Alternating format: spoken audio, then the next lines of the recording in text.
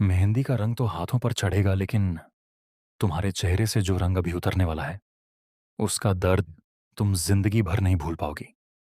आज सिर्फ एक रिश्ता नहीं टूटेगा, बल्कि कई सालों से छिपे हुए राज भी सबके सामने आने वाले हैं।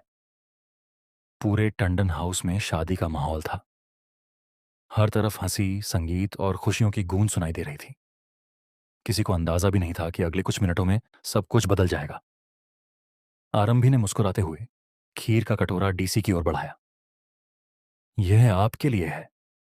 डीसी ने मुस्कुराकर मना किया, लेकिन आरंभी ने प्यार से कहा, आप हमारे सबसे खास मेहमान हैं।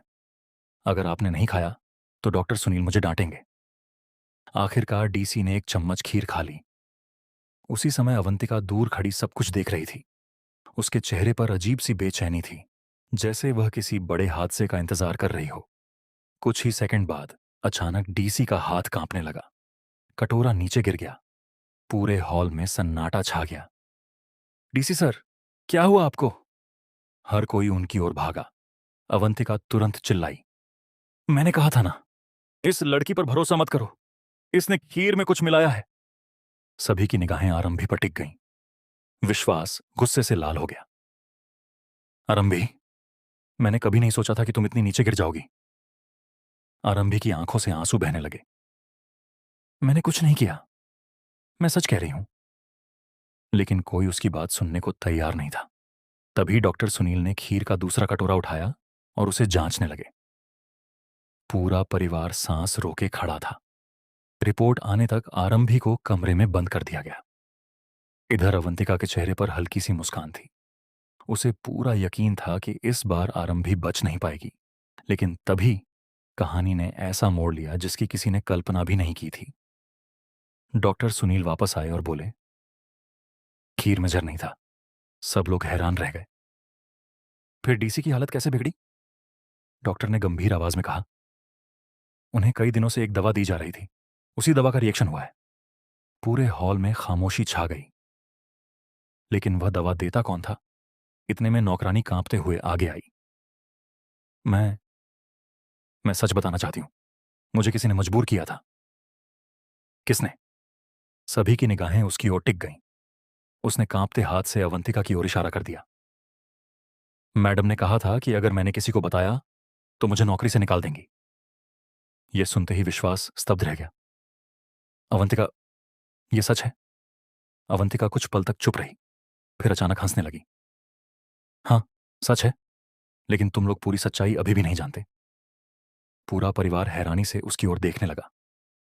अवंतिका ने कहा, मैंने ये सब सिर्फ आरंभी को घर से निकालने के लिए नहीं किया। मैं इस परिवार का हिस्सा बनने आई ही नहीं थी, मैं बदला लेने आई थी। यह सुनकर सभी के पैरों तले जमीन खिसक गई। तभी मुख्य दरवाजा खुला। एक बुजुर्ग महिला अंदर आई। उन्हें देखते ही डॉक्टर सुनील के चेहरे का रंग उड़ गया। अब यहां? महिला ने शांत स्वर में कहा। अब सच छिप नहीं सकता। उन्होंने सबके सामने एक पुरानी फाइल रख दी। उस फाइल में ऐसे दस्तावेज थे जिनसे पता चला कि वर्षों पहले अस्पताल में बच्चों की अदला बदली हुई थी। सबसे बड़ा झटका तब लगा जब पता चला कि आरंभी इस परिवार से कोई बाहरी लड़की नहीं, बल्कि इसी घर की असली बेटी है।